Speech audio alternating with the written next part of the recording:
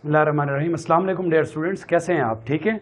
अच्छा, आज जो हमारा नेक्स्ट टॉपिक है वो बायोलॉजी का है कि relationship of biology to other sciences, यानी बायोलॉजी का दूसरी साइंसेस के साथ क्या रिलेशनशिप है, यानी दूसरी साइंसेस कौन सी हैं। फॉर एग्जांपल हम बात करते हैं कि सबसे पहले है बायोकेमिस्ट्री। बायोकेमिस्ट्री नंबर 2 पे है बायोफिजिक्स। बायोफिजिक्स नंबर 3 पे है इसी तरीके से बायो मैथमेटिक्स। और बायोमैथमेटिक्स का दूसरा नाम भी है और वो है बायोमेट्री। बायोमेट्री। और फोर्थ वन है हमारे पास बायोजियोग्राफी। बायोजियोग्राफी। और लास्ट वन पे है बायो इकोनॉमिक्स। इकोनॉमिक्स भी बोलते हैं हम इसे।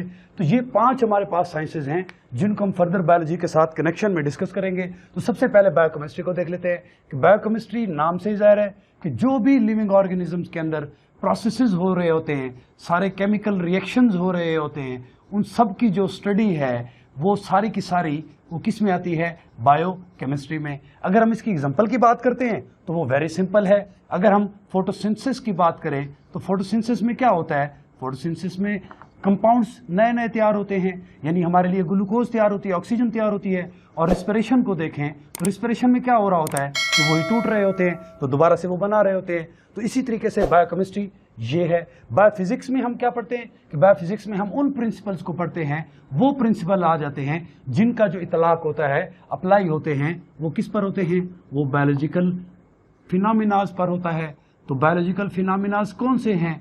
फॉर एग्जांपल हम बात करते हैं कि हमारा लीवर है। फिजिक्स में एक लीवर की एग्जांपल देता है कि लीवर की एग्जांपल और हमारी लेग्स की एग्जांपल ये दोनों सेम है, यानी लीवर भी वही उठाने का काम करता है और लेग्स भी वही उठाने का काम करते हैं। तो बायोफिजिक्स के साथ ये कनेक्शन हो गया। नेक्स्ट वन पे क्या है? बायोमेट्री है। तो ये भी बहुत सिंपल है। कैसे कि ये इसमें हम उन चीज़ों को पढ़ते हैं, उन अपना फार्मूलाज को पढ़ते हैं, उन मैथमेटिकल टूल्स को पढ़ते हैं, मैथमेटिकल टूल्स को पढ़ते हैं, उन फार्मूलाज को पढ़ते हैं कि जो हमारी हेल्प करते हैं इन बायोलॉजिकल प्रोसेसेस। यानी बायोलॉजिकल प्रोसेसेस में अमामिल में जितनी भी हमारी कैलकुलेशंस होती हैं उनको हम फार्मूलाज के जरिए वो किस में लेते हैं? बायोमैथमेटिक्स में, बायोमेट्री में। यानी हमें अगर किसी फील्ड को भी फील्ड में अगर हमने पढ़ना हो तो हमने फील्ड के अंदर जितने भी उसके अंदर प्लांट्स होंगे उसको स्टडी करेंगे। नेक्स्ट वन क्या है? बायोजियोग्राफी। बड़ा आसान है कि डिस्ट्रीब्यूशन हम देखते हैं किन की? एनिमल्स की। कहाँ पर? लैंड पर, ऑन सॉइल पर। तो ये सारी की सारी फैलाव उनका, उनकी अक्रेंस, ये इससे हम अंदाजा लगा सकते हैं कि कोई जानदार कहीं रहता होगा एनवायरनमेंट के अंदर तो उसके अंदर क्या कैरेक्टरिस्टिक्स होंगी, हम उसके एनवायरनमेंट से अंदाजा लगाएंगे। और लास्ट वन जो है वो है बायो इकोनॉमिक्स। ये बहुत सिंपल है, हम इकोनॉमिक पॉइंट ऑफ व्यू से देखते हैं, इकोनॉमिक पॉइंट ऑफ व्यू से देखते हैं। क्या मतलब?